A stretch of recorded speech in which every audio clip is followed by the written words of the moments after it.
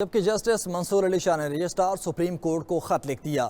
Chief justice قاضی فائز عیسیٰ کے الوداعی full court reference میں شرکت نہ کرنے کی وجوہات بتا دیں۔ جسٹس منصور علی شاہ کا خط میں کہنا تھا کہ انہوں نے اوور سٹیپنگ پر سابق چیف جسٹس ثاقب نثار کا فل کورٹ ریفرنس بھی اٹینڈ نہیں کیا۔ وہ چیف جسٹس قاضی فائز عیسیٰ کے فل کورٹ ریفرنس میں بھی شرکت نہیں کریں گے۔ قاضی فائز عیسیٰ کے الوداعی ریفرنس میں شامل نہ ہونے کی وجوہات مزید پریشان کن ہیں۔ چیف جسٹس کا کردار عوام کے حقوق کا تحفظ ہوتا ہے۔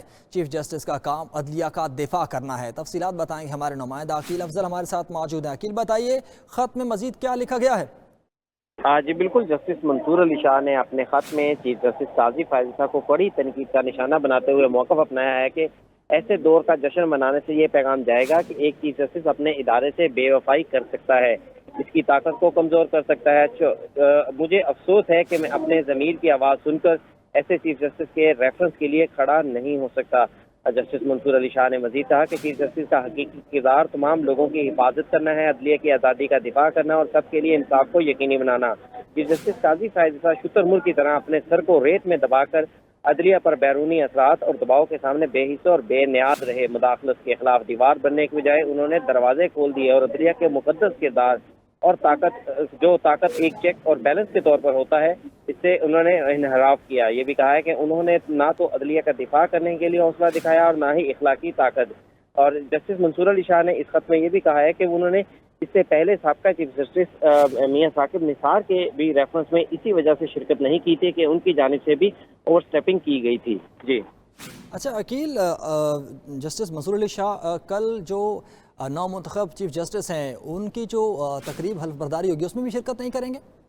جی بالکل، جسٹس منصور علی شاہ کل بیرون ملک عمرے کے لیے روانہ ہو گئے تھے سعودی عرب، اور اب ان کی جانب سے جو ہے وہ 1 نومبر کو واپسی ہوگی، تو اس لیے وہ کل کے حلف برداری میں بھی شرکت نہیں کریں گے۔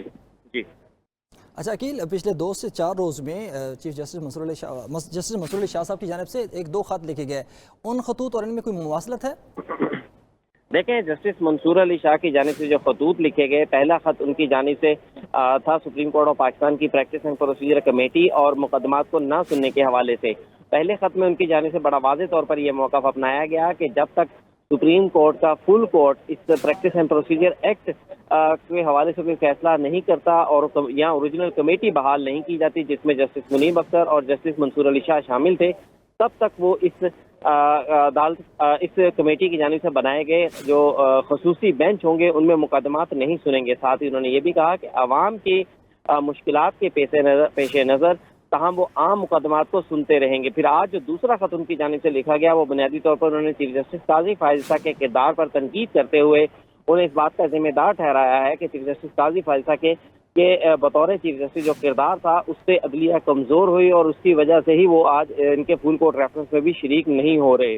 2 خطوط جو ہیں وہ گزشتہ 2 سے 3 روز میں جسٹس منصور علی شاہ کے لکھے گئے سامنے آئے ہیں اور ان خطوط میں بنیادی طور پر چیف جسٹس قاضی فائز عیسیٰ کو ہی تنقید کا نشانہ بنایا گیا ہے۔